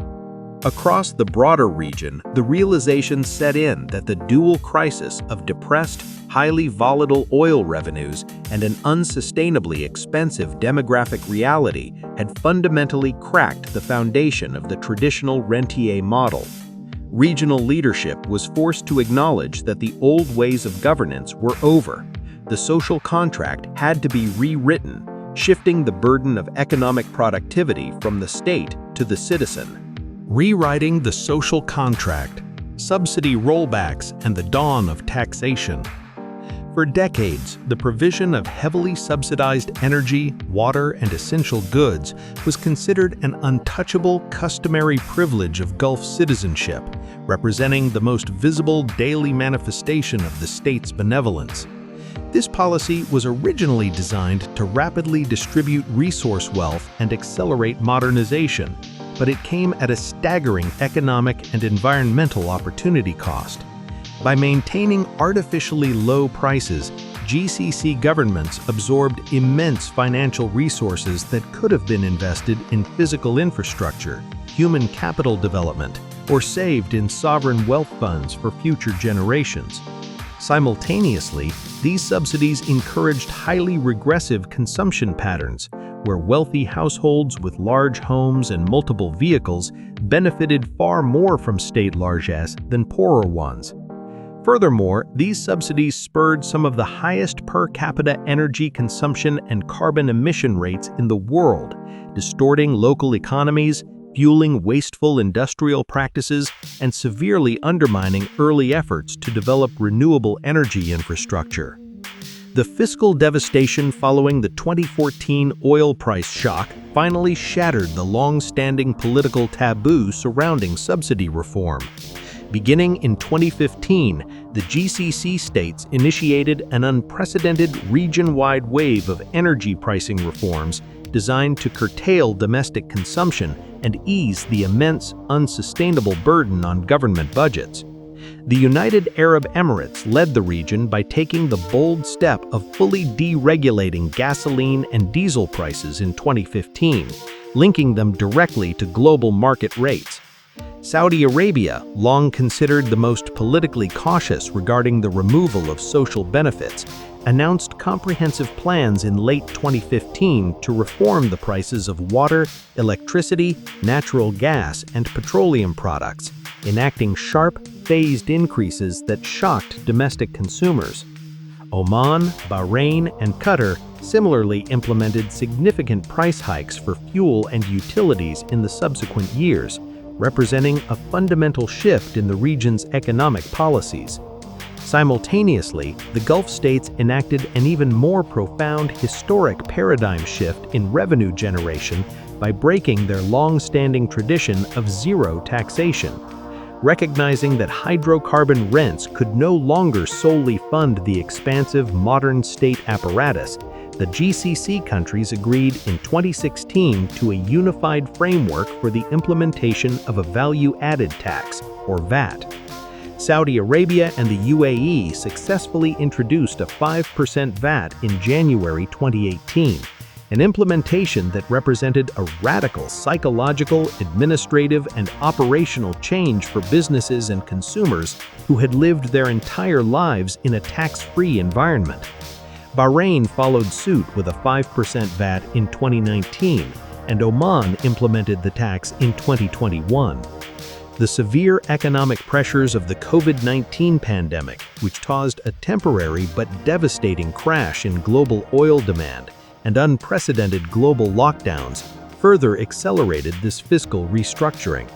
In mid-2020, facing a massive budget deficit and a sharp decline in foreign reserves, Saudi Arabia made the highly controversial and painful decision to triple its VAT rate from 5% to 15%. This drastic measure, though politically sensitive and painful for consumers experiencing an immediate spike in the cost of living, demonstrated the kingdom's absolute commitment to bolstering non-oil revenues and retaining fiscal strength regardless of the immediate social friction. Bahrain subsequently doubled its VAT rate to 10% at the beginning of 2022 to meet the targets of its fiscal balance program. More recently, the Gulf states have moved beyond consumption taxes and begun targeting corporate profits, a move designed to align with global tax standards and further diversify state income. The UAE introduced a federal corporate income tax of 9% on business profits exceeding a certain threshold in 2023, marking a monumental shift in its business environment. Other states, including Bahrain and Kuwait, are actively drafting legislation to introduce domestic minimum top-up taxes on multinational corporations to align with OECD standards. Notably, Kuwait and Qatar have continuously delayed the implementation of VAT. In Kuwait's case, this delay is deeply rooted in chronic political gridlock between the appointed government and the elected, highly vocal National Assembly, which has fiercely resisted austerity measures and taxation. Despite these localized delays, the broader regional trajectory is unmistakably moving toward formalized, broad-based taxation. The transition from a purely allocative state to a partially extractive one carries profound political risks. Introducing taxes and removing subsidies fundamentally alters the foundational social contract, potentially opening the door for public demands for greater representation, transparency, and accountability in how government funds are spent, the very dynamic rentierism was designed to prevent. To mitigate the inflationary impact on citizens, protect the most vulnerable, and preempt domestic unrest, Gulf governments carefully paired the rollback of universal subsidies with the introduction of highly targeted social safety nets. In Saudi Arabia, the government launched the Citizen Account Program in 2017, a sophisticated, means-tested cash transfer mechanism designed to compensate low- and middle-income Saudi families directly for the rising cost of living caused by energy price hikes and the introduction of VAT. Oman created a national subsidy system to redirect savings from utility reforms directly to vulnerable households, mitigating the fallout from protests that occurred in 2021 over the rising cost of living. Bahrain similarly streamlined its cash assistance programs, moving away from blanket subsidies to targeted financial support. This strategic maneuver illustrates a critical, sophisticated shift in the Gulf social contract, moving away from a universal provision pact where all citizens receive blanket benefits regardless of need, towards a more market-conforming welfare system that protects the vulnerable while demanding greater economic participation and financial responsibility from the general populace. Labor market engineering, the push for workforce nationalization. As the state could no longer guarantee public sector jobs for its booming youth population, the demographic and fiscal realities of the post-2014 landscape demanded an urgent, radical restructuring of the Gulf labor market. Historically, the private sector across the GCC has been utterly dominated by a massive expatriate workforce, numbering over 30 million across the region. This dynamic was facilitated by the Kafala, or sponsorship system, which legally bound foreign workers to their specific employers, providing businesses with an infinitely flexible, highly controllable, and extremely cheap source of labor. Because Gulf citizens enjoyed exorbitant wages, short working hours, extensive benefits, and total job security in the public sector, a profound structural gap in wages, skills, and expectations emerged between nationals and expatriates. This structural imbalance rendered national citizens fundamentally uncompetitive and largely absent from the private economy, creating highly segmented labor markets where the private sector relied exclusively on imported labor to function and grow. To forcibly correct this imbalance, integrate citizens into the productive economy, and reduce the massive outflow of remittances, Gulf governments have aggressively escalated workforce nationalization policies over the past decade, most notably Saudiization in the Kingdom of Saudi Arabia and Emiratization in the United Arab Emirates. These policies represent a decisive shift from passive encouragement to strict punitive mandates and complex quota systems. In Saudi Arabia, the cornerstone of this effort is the Natakat program, introduced in late 2011 and continuously expanded and refined. Natakat operates as a strict color-coded quota system that mandates the employment of Saudi nationals based on a firm's specific size and industry sector. Companies that achieve high localization rates are classified in the green or platinum bands, rewarding them with expedited government services, the ability to easily secure visas for foreign experts, and priority in lucrative public procurement contracts. Conversely, non-compliant firms in the red or yellow bands face severe operational penalties, including the absolute inability to renew expatriate work visas, restrictions on opening new branches, and effectively being frozen out of government contracts, threatening their very survival. The implementation of Natakat has been a complex double-edged sword, yielding significant statistical triumphs but generating substantial friction within the private sector. Macroeconomic analyses and empirical studies reveal that while the policy successfully forced firms to hire more Saudi nationals, it initially came at a severe cost to business efficiency and productivity. The mandates acted essentially as a heavy regulatory tax on the private sector. Many firms, particularly smaller enterprises, manufacturers, and export-oriented businesses, struggled immensely to find Saudi workers with the necessary technical skills willing to accept private sector wages, which were vastly lower than public sector norms. This friction led to numerous unintended consequences. Studies showed reduced firm size, decreased overall productivity, a higher exit rate for businesses unable to absorb the increased labor costs, and a decline in the value of non-oil exports for affected firms. Perhaps most pernicious was the widespread proliferation of phantom employment or ghost workers, a phenomenon where companies placed Saudi citizens on the payroll, paying them a minimal salary simply to meet government quotas, without requiring them to actually show up to work or contribute to the firm's output. This fulfilled the statistical requirement, but entirely defeated the purpose of skill transfer and productive employment. Despite these significant friction costs and structural challenges, the sheer, unrelenting political will behind Saudiization has systematically reshaped the Saudi labor landscape. Recognizing the limitations of quotas alone, the government accompanied Nitakat with significant foundational reforms to the labor market itself. In 2021, Saudi Arabia introduced the Labor Reform Initiative, which effectively dismantled core components of the historical Kafala system, granting expatriate workers greater freedom to change jobs and travel without their employer's explicit consent. By increasing labor mobility for foreigners, the government aimed to drive up expatriate wages, thereby narrowing the massive wage gap and making Saudi workers relatively more competitive to employers. Furthermore, the state deployed billions of riyals through the Human Resources Development Fund, HADAF, to heavily subsidize the training and initial salaries of newly hired citizens, lowering the barrier to entry for businesses. By the third quarter of 2024 and 2025, the results of this relentless engineering were historic. The overall unemployment rate among Saudi nationals plummeted to 7.1%, achieving the initial target set by Vision 2030 a full 6 years ahead of schedule. Even more revolutionary has been the dramatic integration of women into the workforce.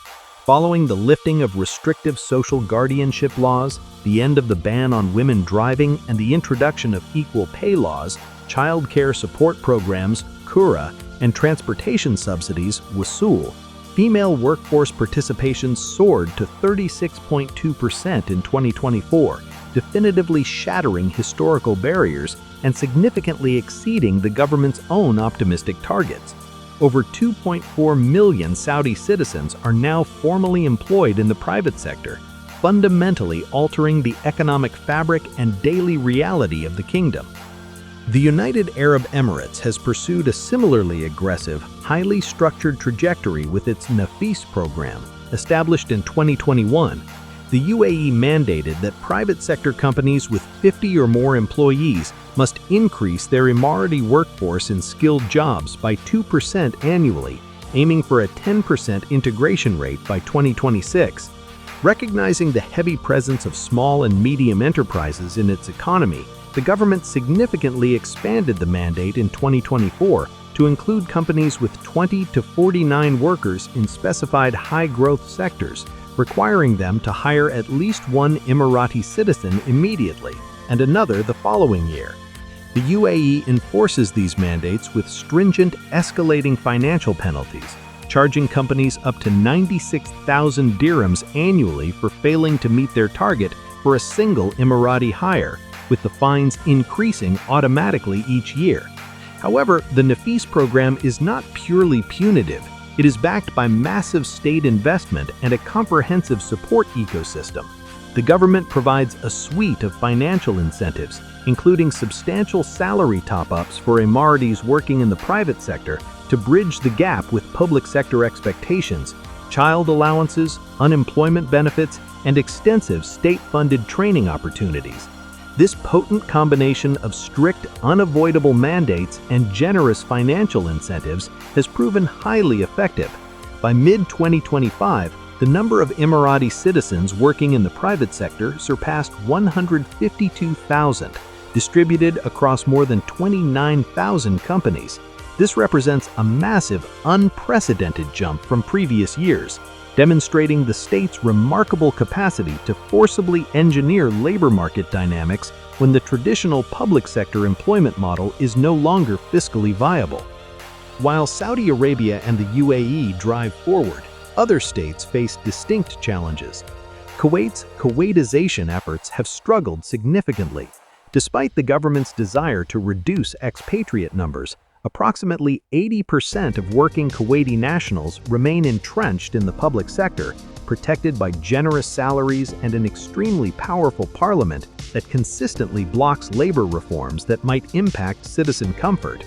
In Oman and Bahrain, where hydrocarbon wealth is much lower, workforce nationalization is driven more by absolute fiscal necessity than strategic vision, though both countries have made progress in integrating nationals into sectors like retail, banking, and logistics. Economic diversification and vision strategies. The profound, inescapable realization that hydrocarbon wealth is finite, coupled with the accelerating global momentum towards a decarbonized energy future, has propelled all 6 GCC states to formulate comprehensive, multi-decade national development strategies.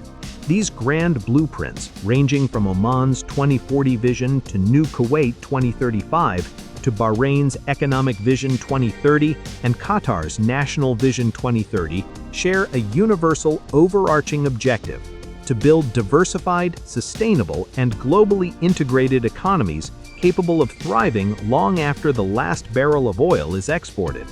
While the ultimate goals are aligned, the scale, methodology, and underlying political philosophies of these transformations vary significantly across the region.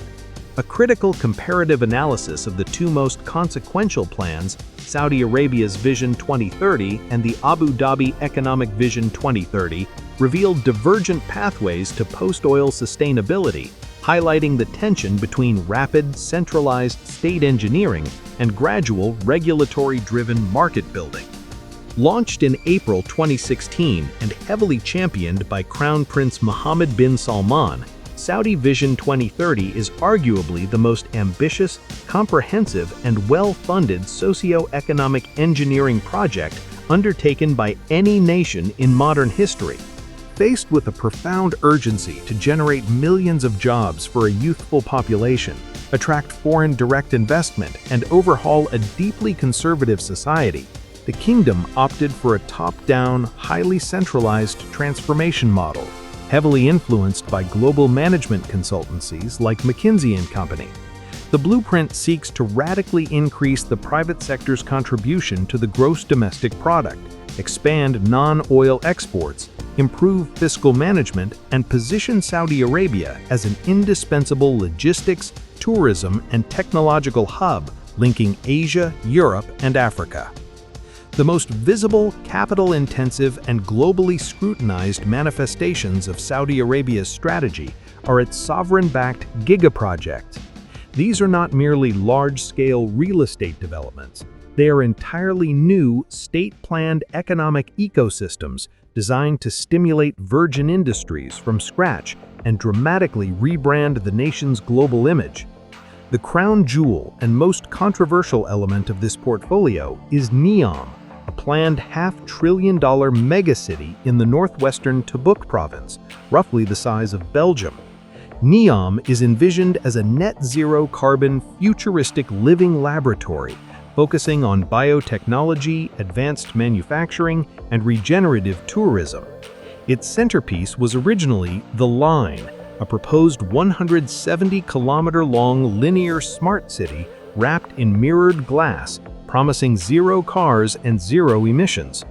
Accompanying NEOM are other transformative projects, including Qiddiya, a massive entertainment and sports city near Riyadh, the Red Sea Global Project, focused on luxury eco-tourism across an archipelago of islands, the historical Diriyah Gate development, and the Roshan housing initiatives. Furthermore, Saudi Arabia is aggressively expanding its mining sector, actively positioning it as the 3rd pillar of the national economy alongside oil and petrochemicals, evidenced by a massive surge in exploration spending to $280 million in 2024, and the issuance of hundreds of new mining licenses. By the program's halfway point in 2024 and 2025, the empirical results presented a complex picture of immense momentum, alongside emerging structural constraints and significant international controversies. On the macroeconomic front, the kingdom achieved notable, undeniable successes. Non-oil activities surged to a record 58% share of real GDP, driven by an explosion in the entertainment, retail, logistics, and tourism sectors. The social landscape of the country was rendered utterly unrecognizable from a decade prior. The kingdom successfully hosted over 16.9 million international Umrah pilgrims in 2024, revitalized its ancient cultural heritage sites, and rapidly cultivated an entirely new domestic entertainment industry. Movie theaters, previously banned, opened by the hundreds, and the nation began hosting premier global sporting events, ranging from Formula One to international golf tournaments, culminating in the successful bid to host the 2034 FIFA World Cup. Home ownership rates among Saudis increased to over 65%, and the private sector's overall contribution to the economy grew steadily. However, the astronomical capital requirements of executing multiple giga-projects simultaneously have severely tested the kingdom's fiscal endurance and execution capacity. Foreign direct investment, while growing, has consistently fallen far short of the highly ambitious targets required to co-finance these massive undertakings, forcing the Saudi state and its sovereign wealth fund to shoulder the vast majority of the financial burden and risk. Consequently, as global oil prices remained relatively soft in recent years, tightening domestic liquidity, Saudi authorities have been compelled to inject a heavy dose of financial pragmatism into their utopian planning. Internal reviews have prompted the government to quietly scale back the immediate scope and timelines of certain projects. Most notably, the initial construction phases of the line within NEOM were significantly scaled down, and projects like the Trojena ski resort faced reassessment. The government is now pivoting its focus and capital towards the infrastructure strictly necessary to host imminent global mega events, such as the 2030 World Expo in Riyadh and the 2034 FIFA World Cup, ensuring these high-visibility commitments are met before expanding further into the desert.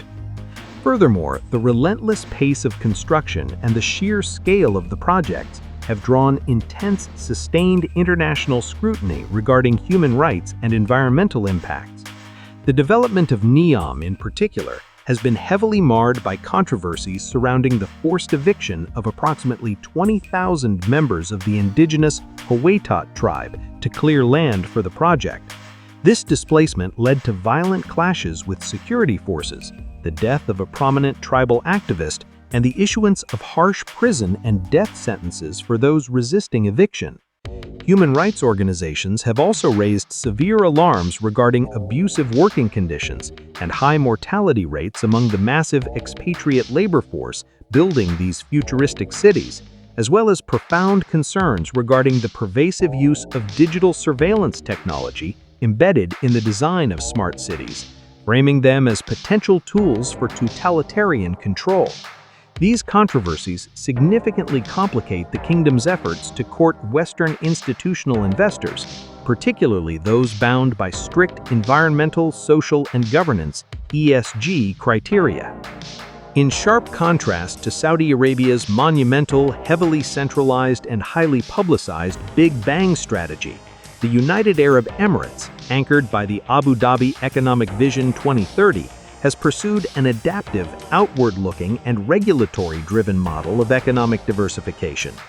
Recognizing its smaller geographic and demographic footprint, and possessing a much more mature non-oil foundation built over decades by neighboring Dubai's focus on trade and tourism, Abu Dhabi's strategy prioritizes the transition from a resource-based economy to a high-value, knowledge-based ecosystem.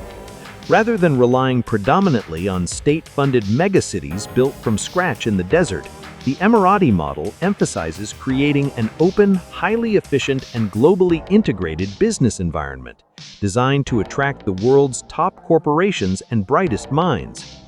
Abu Dhabi seeks to achieve this through aggressive, continuous regulatory liberalization and the intense cultivation of human capital. The UAE has pioneered regional reforms that Saudi Arabia is now attempting to emulate. These include the widespread authorization of 100% foreign corporate ownership outside of traditional free zones, the deployment of long-term golden visas to attract and retain global entrepreneurial talent, technology experts, and high-net-worth individuals, and the establishment of a highly competitive, transparent corporate tax regime. Furthermore, the Emirate has systematically targeted specific, high-tech sectors for growth, heavily subsidizing research and development in artificial intelligence, renewable energy, aerospace, advanced manufacturing, and financial services. The UAE's strategy, encapsulated in the broader We the UAE 2031 framework, aims to double the national GDP and massively increase non-oil exports through innovation rather than sheer construction volume. The empirical success of this pragmatic, regulatory-first strategy is highly evident in the Emirates' recent economic metrics. By the second quarter of 2025, Abu Dhabi's non-oil economy reached a historic milestone, accounting for a record 56.8% of total GDP and expanding by an impressive 6.6% year-on-year. This robust growth was driven by tangible gains in manufacturing, finance and insurance, real estate, and information and communication technology (ICT). By continuously refining its legal frameworks, investing heavily in digital infrastructure to become an AI-native government by 2027, and leveraging its world-class logistics networks and ports, the UAE has solidified its status as the indispensable commercial and financial nexus of the Middle East. It captures the lion's share of regional foreign direct investment, over $30 billion in 2023, and increasingly positions itself as a primary, irreplaceable node in global supply chains.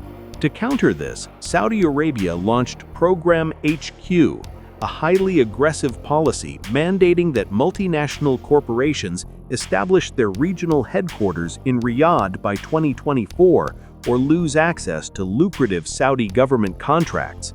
This move, directly aimed at challenging Dubai's dominance as the region's corporate hub, offers massive tax incentives for compliance, but has deepened the geoeconomic rivalry between the two erstwhile allies.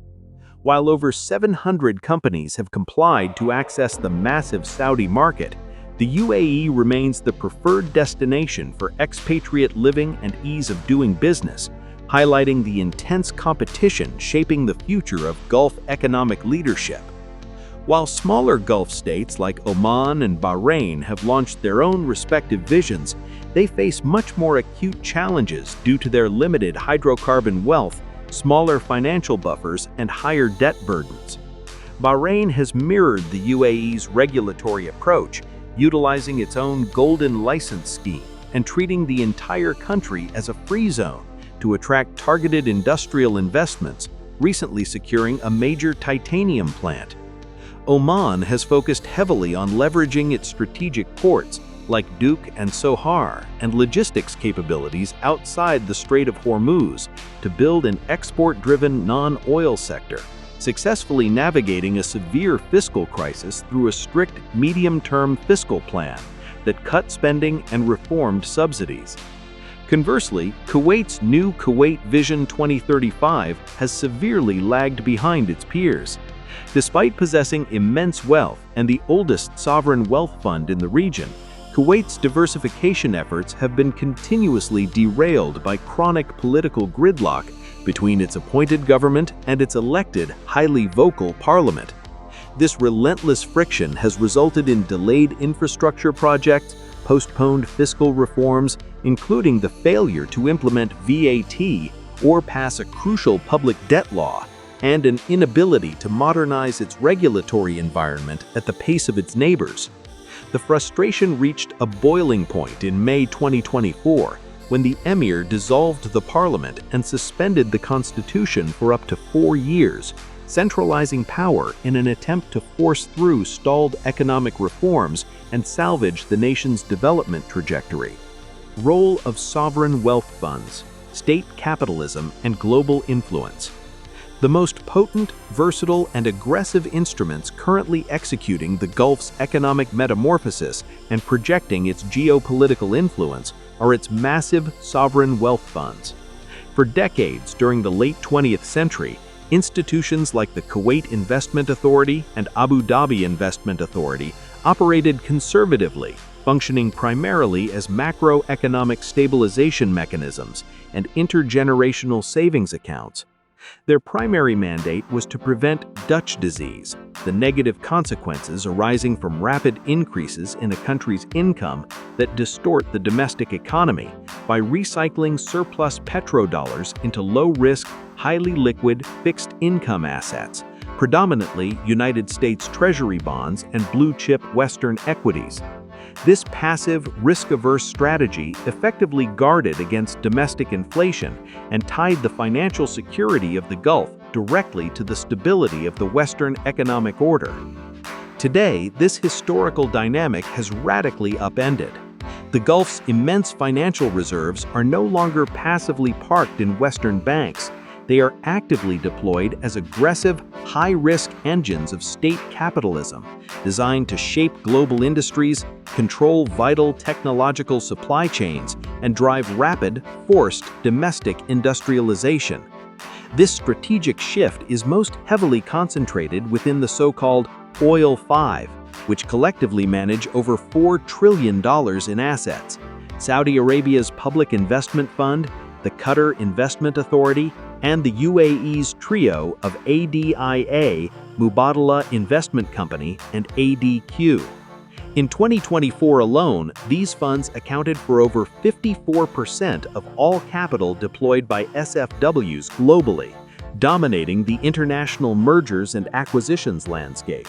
Nowhere is the evolution of sovereign wealth so stark, rapid, and consequential than in the transformation of Saudi Arabia's Public Investment Fund.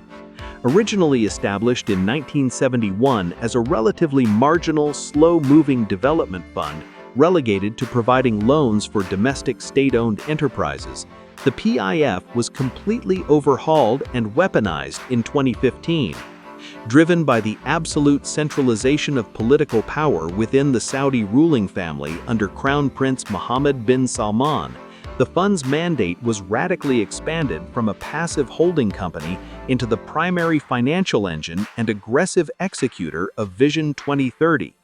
By the end of 2024, the PIF's assets under management had surged by 19% to reach $941.3 billion, with an aggressive, publicly stated target to exceed $2 trillion by the end of the decade. Unlike many of its global peers, such as ADIA or KIA, which focus almost entirely on generating external financial returns, the PIF strategy is predominantly domestic. Nearly 80% of its massive investments are focused inside the kingdom. It acts as the ultimate anchor investor, risk absorber, and primary developer for the kingdom's massive economic overhaul. The PIF is solely responsible for funding the trillion-dollar giga projects like NEOM, Qiddiya, and the Red Sea project, shouldering the massive upfront capital risks required to build entire cities from the ground up, with the hope of eventually crowding in private sector participation and foreign direct investment. Furthermore, the PIF is utilized to actively conjure entirely new industries into existence to forcibly diversify the Saudi economy. Through its vast, growing network of newly established subsidiaries, the PIF has launched national champions in sectors ranging from renewable energy, acquiring a massive stake in Aqua Power to drive solar and green hydrogen development, to electric vehicles, launching the domestic EV brand Seer in partnership with Foxconn, to aerospace, advanced manufacturing, Alat, and domestic tourism. This represents a highly personalized, top-down form of economic planning, where the unprecedented concentration of political authority aligns directly with immense financial firepower to force rapid modernization, completely bypassing the sluggish traditional state bureaucracy.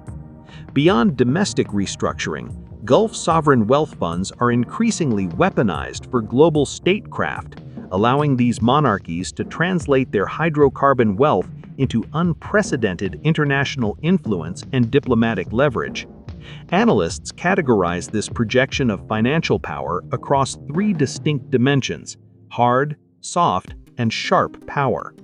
First, these funds are utilized to enhance hard power and national security resilience. Recognizing the profound vulnerability of relying entirely on foreign powers for military hardware and essential supplies, Gulf states are using SFWs to force technology transfers, secure supply chains, and build domestic defense capabilities.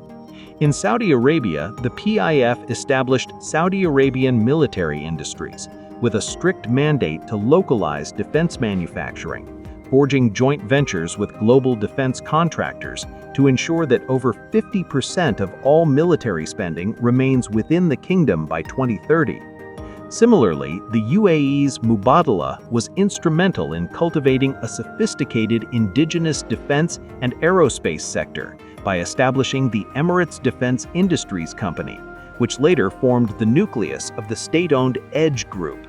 For Qatar, a much smaller state lacking the capacity for a massive arms industry, the QIA has historically focused on investments that build derivative power and resilience. For instance, QIA subsidiaries invested heavily in global agricultural and food supply chains, like Hassad Food, ensuring a level of food security that allowed Qatar to successfully withstand the severe geopolitical blockade imposed by its neighbors from 2017 to 2021. Second, the funds serve as vast, highly visible engines of soft power. By making high-profile strategic acquisitions in Western commercial brands, premier real estate, and the highly visible global sports and entertainment sectors, the Gulf states project an image of modernity, indispensability, and cultural relevance to the global public.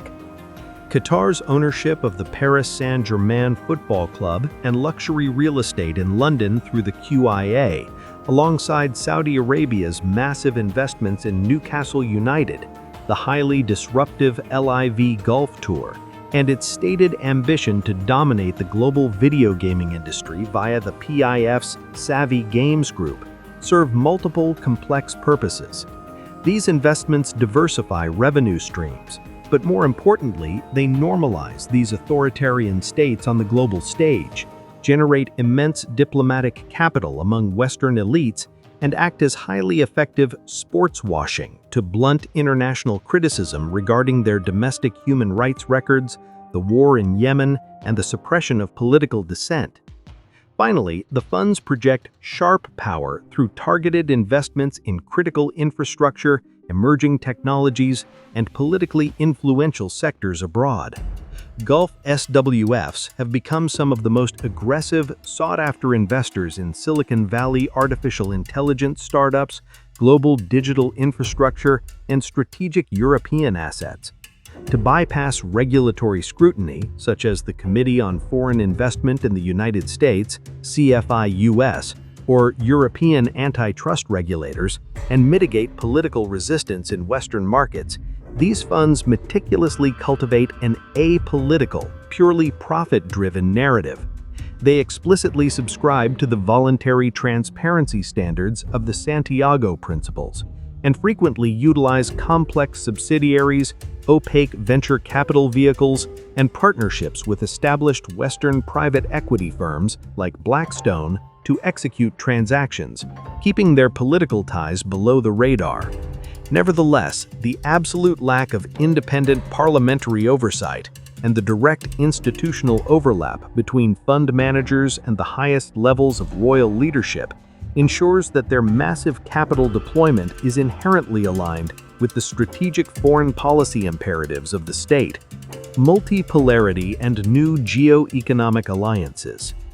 As the post-Cold War global order increasingly fractures and the economic center of gravity shifts decisively eastward, the Gulf states have fundamentally abandoned their historical posture of passive geopolitical actors, reliant entirely on Western frameworks and alliances. Instead, they have adopted a highly sophisticated, opportunistic strategy of omni-balancing and strategic autonomy. Recognizing that they are no longer merely energy suppliers under the protection of the United States, Gulf capitals are actively positioning themselves as indispensable middle powers, capable of bridging the divides between the global North and the global South. They are leveraging their unique geography, massive financial capital, and enduring energy dominance to maximize returns and extract concessions from all sides in a multipolar world. This recalibration is driven by the profound economic reality that their future growth lies in Asia, compelling a structural and diplomatic pivot toward the east. The reorientation of Gulf trade over the past 2 decades is staggering in its scale and speed. Driven by the voracious energy appetites and rapid industrialization of emerging Asian economies, the traditional Gulf-West trade axis has been eclipsed. By 2024, bilateral trade between the Gulf and Asia reached a massive $516 billion, roughly double the volume of Gulf trade with Western nations, and is projected to exceed $802 billion by 2030, definitively cementing Asia as the GCC's largest trading bloc. The relationship with the People's Republic of China has evolved far beyond a simple transactional exchange of crude oil for cheap manufactured goods. China is not only the largest purchaser of Middle Eastern hydrocarbons, importing over 11 million barrels per day globally, with over half originating from the Arabian Peninsula, but has also integrated the Gulf deeply into its Strategic Belt and Road Initiative, BRI. Sino-Gulf cooperation has rapidly ascended the value chain, shifting from basic infrastructure projects toward high-tech, digital, and green energy collaboration. State-linked Gulf entities such as Saudi's ACWA Power have formed numerous joint ventures with Chinese firms to build massive renewable energy generation facilities across the Middle East and Central Asia, explore electric vehicle supply chains, and deploy advanced Chinese 5G telecommunications networks, predominantly Huawei, across the region. For the Gulf states, China offers immense capital, unparalleled infrastructure execution speed, and advanced technology without the political conditionalities, democratic lectures, or human rights scrutiny that frequently accompany Western partnerships. Furthermore, China's successful mediation of the diplomatic rapprochement between Saudi Arabia and Iran in 2023 sent shockwaves through Washington, signaling Beijing's growing willingness and capability to translate its immense economic heft into tangible geopolitical influence in a region long dominated by the United States. Simultaneously, India has emerged as a vital, multifaceted strategic partner, shifting from a relationship defined primarily by millions of diaspora laborers and billions in remittances to one of deep, comprehensive economic integration. Recognizing India as a massive, reliable, long-term market for energy, a growing technological powerhouse, and a crucial counterweight to Chinese dominance, the Gulf states have aggressively courted New Delhi. This was cemented by the landmark Comprehensive Economic Partnership Agreement signed between the UAE and India in 2022, which systematically dismantled tariffs and triggered a massive surge in bilateral non-oil trade, reaching $37.6 billion in the first half of 2025 alone. The agreement has spurred Indian investments in the UAE and facilitated joint ventures in AI, space technology, and digital services. Saudi Arabia has similarly elevated its relationship with India by establishing the Strategic Partnership Council, pledging up to $100 billion in infrastructure investments, and enhancing cooperation in areas ranging from digital transformation to defense. The proposal of the India-Middle East-Europe Economic Corridor, or IMEC, championed by the US and India as a direct counterweight to China's BRI, places the UAE and Saudi Arabia at the physical and strategic center of future global supply chains, though the project has currently stalled due to the ongoing conflict in Gaza. The Gulf's geoeconomic realignment toward the global south was formally institutionalized at the beginning of 2024, when the United Arab Emirates, Iran, Egypt, and Ethiopia officially joined the BRICS organization, joining Brazil, Russia, India, China, and South Africa, expanding the bloc's demographic and economic weight to unprecedented levels.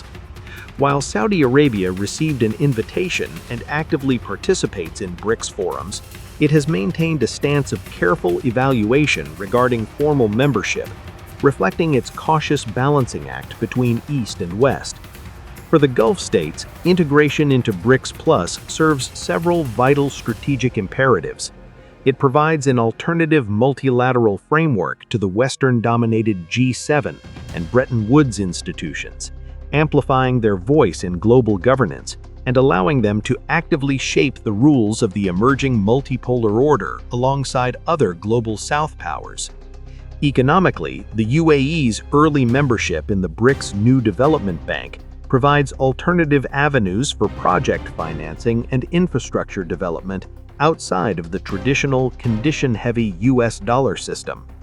Furthermore, engaging with BRICS Plus closely aligns with a broader gradual pursuit of de-dollarization.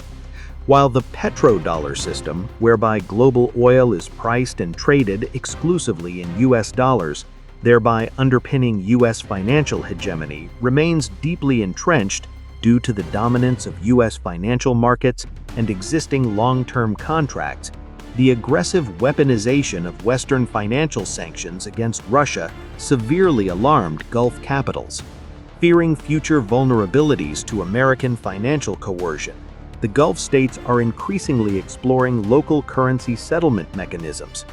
The UAE and Saudi Arabia have engaged in currency swap agreements, facilitated trade utilizing the Chinese renminbi and the Indian rupee, and explored digital currency bridges like Project M-Bridge, signaling a clear, long-term intent to diversify their financial exposure away from absolute dollar hegemony. The recent ASEAN-GCC-China Summit in 2025 further highlighted this shift, emphasizing local currency settlements to make cross-border trade immune to US sanctions. Despite the profound depth of their Eastern economic integration, the Gulf states face a delicate, complex, and increasingly volatile balancing act. The United States remains the indispensable, irreplaceable security guarantor of the region. The U.S. maintains massive military installations across the GCC, including the Fifth Fleet in Bahrain, Al Udeid Air Base in Qatar, and Al Dhafra in the UAE, providing the advanced defense architecture, intelligence, and nuclear deterrence necessary to protect the Gulf from regional adversaries, particularly Iran and its proxy networks. The Gulf's military readiness is inextricably linked to Western software, logistics, and maintenance supply chains, creating a state of weaponized interdependence that simply cannot be unwound or replaced by Chinese or Russian alternatives in the near to medium term without catastrophic degradation of capability. This inherent structural tension between expanding Eastern economic reliance and enduring Western security dependence frequently erupts into severe geopolitical friction. Washington views the rapid proliferation of Chinese technology in the Gulf not merely as economic competition, but as a severe national security threat. This was most visibly demonstrated when the United States effectively paused the sale of advanced F-35 fighter jets to the UAE due to Abu Dhabi's integration of Huawei 5G networks, citing intense fears that Chinese intelligence could compromise American military technology. Similarly, immense U.S. pressure forced the UAE to halt the construction of what American intelligence claimed was a Chinese military or intelligence facility at the Khalifa port in Abu Dhabi. The realm of artificial intelligence has become the latest, most intense flashpoint in this great power competition. The U.S. has strictly conditioned the export of advanced AI microchips, such as those manufactured by NVIDIA, to the Gulf, upon the explicit severing of ties with Chinese tech entities, fearing technology transfer to Beijing. In response to this immense pressure, the Emirati AI champion G42 made the highly pragmatic, strategic decision to formally divest its stakes in Chinese companies, including ByteDance, in order to secure a landmark $1.5 billion investment and partnership with Microsoft. This move illustrates the UAE's willingness to selectively decouple from China in highly sensitive, cutting-edge sectors to retain access to indispensable American technological supremacy, while still attempting to maintain broader economic ties with Beijing. Ultimately, the Gulf states are engaging in a highly sophisticated, high-stakes form of transactional diplomacy. They flatly refuse to be drawn into a zero-sum Cold War binary that forces them to choose an exclusive bloc. Instead, they are leveraging their immense financial capital, energy dominance, and geographic centrality to extract maximum concessions from both Washington and Beijing. They continue to rely on the West for existential hard security guarantees and elite technological innovation, while simultaneously looking to the East for long-term economic demand, industrial infrastructure partnerships, and diplomatic leverage necessary to assert their own strategic autonomy on the global stage. The political economy of the Persian-Arabian Gulf has undergone a profound, irreversible metamorphosis since the 1990s. The traditional rentier state, characterized by passive wealth distribution, a bloated and inefficient public sector, and total reliance on the export of raw hydrocarbons, has cracked under the immense weight of global oil price volatility and the undeniable mathematical realities of explosive domestic population growth. In response, a sophisticated, aggressive model of late rentierism has emerged. Gulf monarchies are actively rewriting their foundational social contracts through the gradual dismantling of cradle-to-grave subsidies, the historic implementation of taxation such as VAT, and the aggressive state-mandated integration of citizens into the private sector workforce through punitive and incentivized policies like Saudiization and Emiratization.